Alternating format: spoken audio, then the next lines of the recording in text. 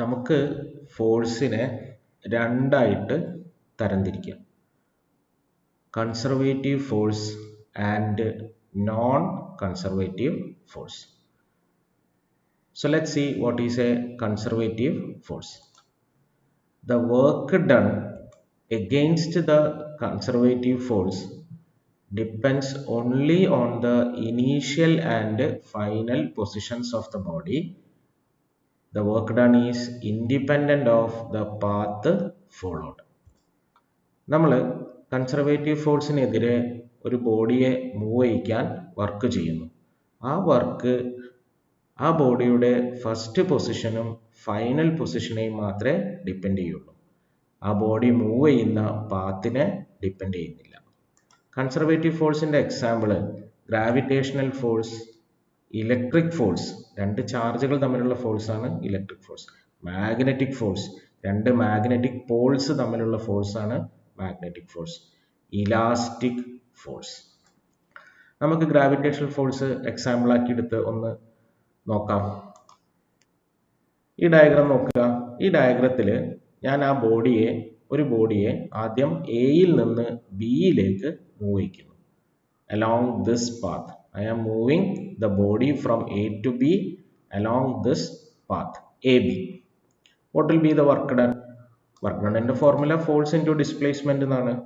ഇവിടെ നമ്മൾ ഫോഴ്സ് എന്ന് പറഞ്ഞാൽ ഗ്രാവിറ്റേഷണൽ ഫോഴ്സ് ആണ് mg. എത്ര ഡിസ്റ്റൻസ് ആണ് നമ്മൾ മൂവ് ചെയ്യിക്കുന്നത് ബോഡി എയിൽ നിന്നും ബിയിലേക്ക്? h ഡിസ്റ്റൻസ് ആണ്. So work done to move the body from A to B along this path is W1 equals mgh. ഇനി ഞാൻ ആ ബോഡിയെ എയിൽ നിന്നും ബിയിലേക്ക് വേറൊരു പാത്തിലൂടെ മൂവ് ചെയ്യിക്കാൻ പോവാണ്. I am moving the body from A to B along A, D, E, F, G, H, B. അപ്പോൾ എത്ര വർക്ക് ചെയ്യണം? എയിൽ നിന്നും ഡിയിലേക്ക് ആ ബോഡിയെ മൂവ് ചെയ്യിക്കാൻ ഞാൻ ചെയ്യുന്ന വർക്ക് mgh1 ആണ്. എയിൽ നിന്ന് ഡിയിലേക്കുള്ള ഡിസ്റ്റൻസ് h1 ആണ്. So work done is mgh1. ഡിയിൽ നിന്നും ഇയിലേക്ക് ആ ബോഡിയെ മൂവ് ചെയ്യിക്കുമ്പോൾ എത്ര വർക്ക് ചെയ്യണം? ഇവിടെ നിങ്ങൾക്കറിയാം the displacement is perpendicular to the force. ഇവിടെയുള്ള ഫോഴ്സ് ഗ്രാവിറ്റേഷണൽ ഫോഴ്സ് ആണ്. ഡിസ്പ്ലേസ്മെന്റ് ഇങ്ങോട്ടേക്കാണ്, ഗ്രാവിറ്റേഷണൽ ഫോഴ്സ് താഴേക്കാണ്. So angle theta is 90 degree. W equals Fs cos 90 equals 0. So work done in moving the body from D to E is 0. E യിൽ നിന്ന് Fലേക്ക് move ചെയ്യിക്കാൻ എത്ര work ചെയ്യണം? mgh2. What will be the work done in moving the body from F to G? Work done is 0 because here the displacement is perpendicular to gravitational force. ജിയിൽ നിന്ന് എച്ചിലേക്ക് move ചെയ്യിക്കാൻ എത്ര work ചെയ്യണം? mgh3. എച്ചിൽ നിന്നും ബിയിലേക്ക് ആ ബോഡിയെ മൂവ് ചെയ്യിക്കാൻ എത്ര വർക്ക് ചെയ്യണം? W equals 0. So what is the total work done in moving the body from A to B along the path A, D, E, F, G, H, B? നമുക്ക് പറയാം W2 equals mgh1 plus 0 plus mgh2 plus 0 plus mgh3 plus 0. എല്ലാം കൂടി കൂട്ടുമ്പോൾ mg into h1 plus h2 plus h3 എന്ന് വരിക. h1 plus h2 plus h3 എന്ന് പറഞ്ഞാൽ h ആണ്. So you'll get work done is mgh. അപ്പോൾ നമ്മളിവിടെ എന്താ കണ്ടത്? നമ്മൾ എയിൽ നിന്നും ബിയിലേക്ക് ഒരു ബോഡിയെ സ്ട്രെയിറ്റ് ആയിട്ട് മൂവ് ചെയ്യിക്കുമ്പം നമ്മൾ ചെയ്യുന്ന വർക്ക് mgh ആണ്. എയിൽ നിന്നും ബിയിലേക്ക് വേറൊരു പാത്തിലൂടെ മൂവ് ചെയ്യിക്കുമ്പോഴും നമ്മൾ ചെയ്യുന്ന വർക്ക് mgh ആണ്. So the work done against the gravitational force does not depend on the path. പിന്നെ എന്തിനാ ഡിപ്പെൻഡ് ചെയ്യുന്നത്? അതിൻ്റെ ഫസ്റ്റ് പൊസിഷനെയും ഫൈനൽ പൊസിഷൻ ബിയിനെയുമാണ്. അങ്ങനത്തെ ഫോഴ്സുകളെയാണ് നമ്മൾ കൺസർവേറ്റീവ് ഫോഴ്സ് എന്ന് പറയാം. കൺസർവേറ്റീവ് ഫോഴ്സിൻ്റെ രണ്ടാമത്തെ പ്രത്യേകത നോക്കുക. The work done in moving the body along a closed path against the conservative force is 0. നമ്മളൊരു ബോഡിയെ കൺസർവേറ്റീവ് ഫോഴ്സിനെതിരെ ഒരു ക്ലോസ്ഡ് പാത്തിൽ മൂവ് ചെയ്യിക്കുകയാണെങ്കിൽ അവിടെ ചെയ്യുന്ന വർക്ക് 0 ആണ്. Let us see an example. Here I am moving the body from B to C, then C to D, then D to A, and finally it reaches B. ഇതൊരു closed പാത്താണ്. ബിയിൽ നിന്നും move ചെയ്തു, തിരിച്ച് അത് ബിയിലേക്ക് തന്നെ എത്തി. അപ്പോൾ what will be the work done against the gravitational force? നമുക്ക് ആദ്യം ബിയിൽ നിന്നും സിയിലേക്കുള്ള വർക്ക് എത്രയാന്ന് നോക്കുക. ഇവിടെ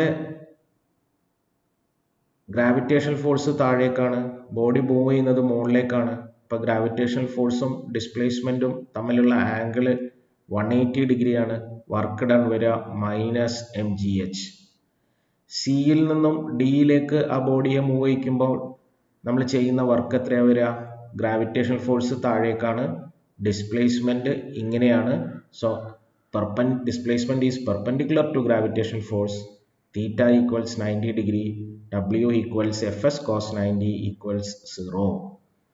ഡിയിൽ നിന്നും എയിലേക്ക് മൂവ് ചെയ്യിക്കുമ്പോൾ ഗ്രാവിറ്റേഷണൽ ഫോഴ്സിനെതിരെ ചെയ്യുന്ന വർക്ക് എത്രയാണ്? ബോഡി മൂവ് ചെയ്യുന്നത് താഴേക്കാണ്, ഗ്രാവിറ്റേഷണൽ ഫോഴ്സും താഴേക്കാണ്. theta equals 0, W equals mgh. എയിൽ നിന്ന് ബിയിലേക്ക് ആ ബോഡിയെ മൂവ് ചെയ്യിക്കുമ്പോൾ displacement is perpendicular to the gravitational force, so work done is 0. So what is the total work done in moving the body along the path BCDAB? ഇതൊരു closed പാത്താണ്. ഈ closed പാത്തിലൂടെ move ചെയ്യുമ്പോൾ നമ്മൾ ചെയ്യുന്ന ടോട്ടൽ വർക്ക് വരിക -mgh + 0 + mgh + 0. എല്ലാം കൂടി add ചെയ്താൽ total work done will be 0. So നമ്മൾ റിസൾട്ട് എന്താണ്? The work done in moving the body along a closed path against the conservative force will be 0. Now let's see what are non-conservative forces. The work done against the non-conservative force depends on the path followed. Non-conservative ഫോഴ്സിനെതിരെ നമ്മൾ ചെയ്യുന്ന work ആ body move ചെയ്യുന്ന പാത്തിനെ depend ചെയ്യും. Example frictional force, viscous force. നമുക്ക് frictional force എടുത്ത് ഒന്ന് നോക്കാം. Here I am moving the body from A to B along this blue line. നമ്മൾ ഫ്രിക്ഷണൽ ഫോഴ്സിനെതിരെ വർക്ക് ചെയ്യണം. അതേ ബോഡിയെ എയിൽ നിന്നും ബിയിലേക്ക് ഈ ബ്രൗൺ ലൈനിലൂടെ മൂവ് ചെയ്യിക്കുമ്പോൾ ഫ്രിക്ഷണൽ ഫോഴ്സിനെതിരെ ചെയ്യുന്ന വർക്ക് കൂടുതലായിരിക്കും. So we can say that the work done against the frictional force depends on the path. So frictional force is a non-conservative force. Non-conservative force ന്റെ രണ്ടാമത്തെ പ്രോപ്പർട്ടി നോക്കുക. The work done in moving the body against the non-conservative force around a closed path is not 0. നമ്മളൊരു ബോഡിയെ non conservative ഫോഴ്സിനെതിരെ ഒരു closed പാത്തിൽ move ചെയ്യിക്കുകയാണെങ്കിൽ നമ്മൾ ചെയ്യുന്ന work 0 അല്ല. Let us consider this example. You are moving the body from this point to this point.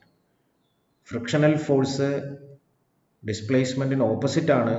So work done is -Fs. ഇപ്പോൾ body ഇവിടെ എത്തി. ആ ബോഡിയെ തിരിച്ച് നമ്മൾ പഴയ പൊസിഷനിലേക്ക് move ചെയ്യിക്കുകയാണ്.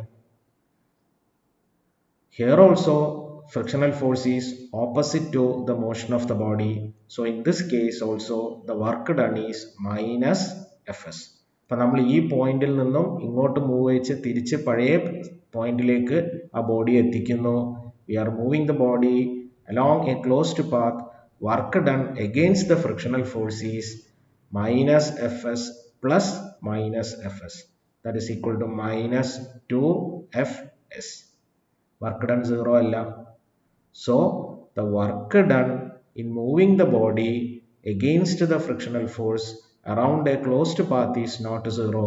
So frictional force is non-conservative. We have already discussed work and energy. Now we are going to discuss power. Power എന്ന് പറഞ്ഞാൽ എന്താണ്? It is the rate of doing work. Power is the rate of doing work. അപ്പോൾ എൻ്റെ formula എന്താ വരിക? Power equals work by time. പവറിന് ഒരു ഫോർമുലയും കൂടി ഉണ്ട്. വർക്കിനെ നമുക്ക് എഫ് ഡോട്ട് എസ് എന്ന് എഴുതാം അല്ലേ? So power equals F dot S by T എന്നാണ്. ഡിസ്പ്ലേസ്മെന്റ് ബൈ ടൈം എന്ന് പറഞ്ഞാൽ വെലോസിറ്റിയാണ്.